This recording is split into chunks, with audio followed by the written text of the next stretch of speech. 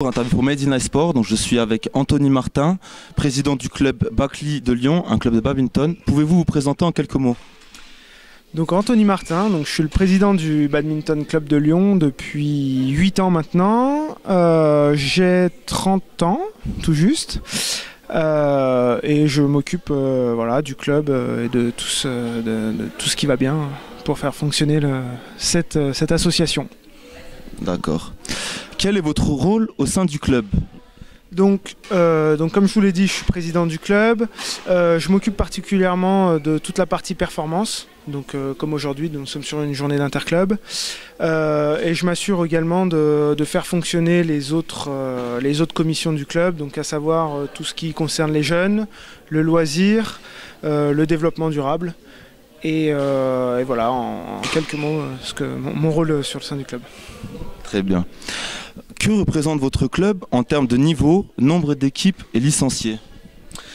Donc le club actuellement c'est 450 licenciés, donc répartis sur 3 arrondissements de la ville de Lyon.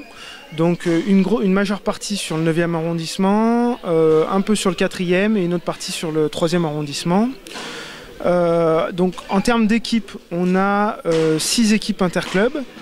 Dont la première équipe évolue en National 2 depuis 2 ans. À l'heure actuelle, nous sommes donc premiers du championnat et donc en lice pour essayer et tenter la montée en National 1 donc cette fin de saison, les 2 et 3 mai prochains à Lyon, sans doute.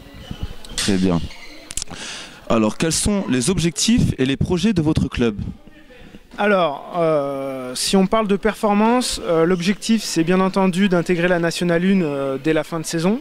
Donc comme je vous l'ai dit, on est premier du championnat et on est en bonne voie pour réaliser tout ça. Au niveau des jeunes, on essaye de placer des jeunes dans les équipes de France, alors minimes, cadets, etc. De mettre un maximum de jeunes sur les pôles espoirs, notamment le pôle espoir de Voiron. Sur la partie, je dirais plutôt loisir, donc on essaye d'ouvrir le club à la majeure partie des gens pour qu'il soit accessible à tous. Donc pour cela, on a mis en place des sections para-badminton, des sections pour les seniors, et bien entendu, l'ensemble de nos créneaux sont mixtes. Donc hommes, femmes, jeunes, plus âgés, etc. D'accord, donc chaque séance en gros est adaptée à tout type de personnes. Exactement, alors bien entendu il y en a des plus spécialisés pour la compétition, etc. Mais il y a une forte partie loisir qui permet de faire pratiquer le badminton à tous, quel que soit l'âge. C'est bien, ouais. Tout le monde peut participer. Quelle action concrète menez-vous pour mener à bien cela? Oula, grosse question. Disons pour organiser tous ces clubs, parce que vous en avez plusieurs au final. Au final, c'est plusieurs, on peut dire, des sortes de sections par arrondissement, même si au niveau juridique, c'est pas tout à fait le terme qui colle. Disons j'ai essayé de m'entourer d'une équipe qui est performante, avec on est 14 personnes à s'occuper du club, donc chaque personne a sa responsabilité, ce qui permet d'organiser au mieux, d'organiser au mieux le fonctionnement du club et faire en sorte que tout le monde puisse pratiquer le badminton dans les meilleures conditions possibles. Voilà. On s'appuie sur comme ça, voilà, tout le monde peut avancer comme ça. Exactement.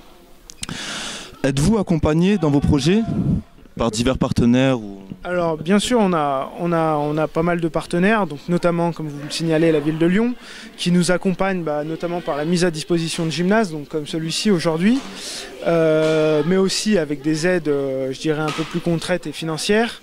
À côté de ça, on a plusieurs partenaires, dont la société Scania, ainsi qu'un nouveau partenaire, donc les salles de sport Keep Cool, qui aujourd'hui nous accompagnent dans notre projet et nous permettent de concrétiser des projets que nous ne pouvions pas faire auparavant. Voilà.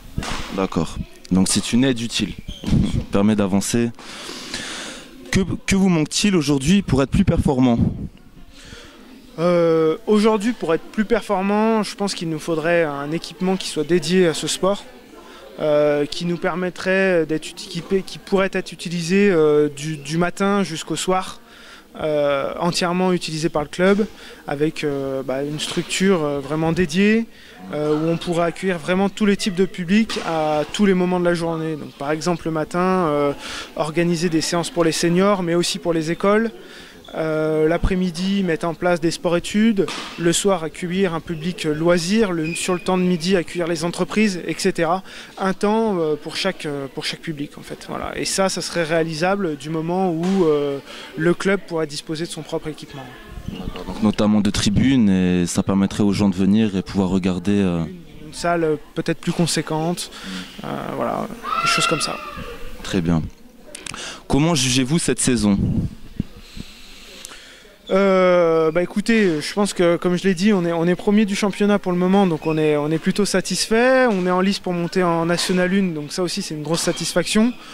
L'équipe est performante, on a eu de très bonnes recrues en début de saison. On a un salarié à temps plein depuis septembre qui nous aide vraiment à structurer le club et à organiser les entraînements, etc., etc. Donc je pense que c'est une saison où le club a beaucoup avancé. Et j'espère qu'on continuera comme ça sur les futures saisons pour continuer à se développer et à être performant. On l'espère. Et vous avez des joueurs internationaux ?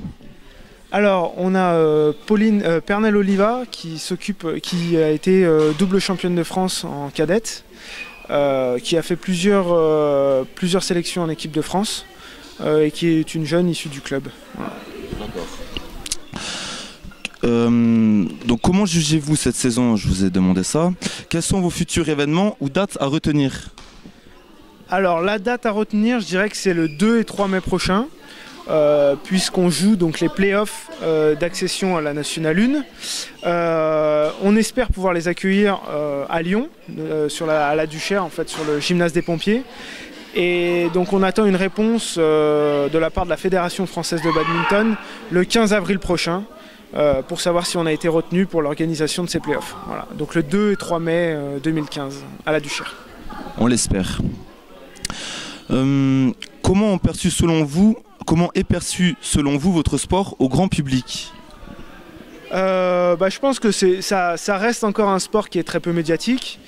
Beaucoup de personnes, je pense, assimilent ce sport à un sport, on annonce souvent un sport de plage.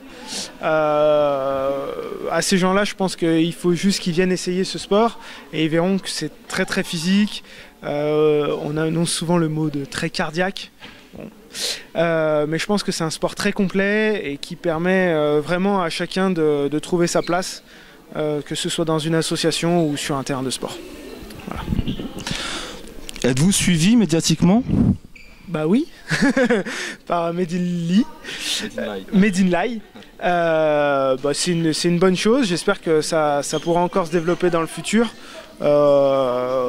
C'est pas la chose la plus simple pour un club de badminton de se faire suivre médiatiquement. On essaye de faire des actions, on est très heureux de vous recevoir aujourd'hui et voilà, on espère que la collaboration pourra durer. On l'espère aussi, on espère qu'on pourra améliorer ça. Et pour finir, que pouvons-nous vous souhaiter pour cette fin de saison et les saisons suivantes? Déjà une montée en N1, hein, je persiste et je signe. Une montée en N1 et puis avoir une école de jeunes qui se porte bien et qui forme de futurs champions, espérons-le.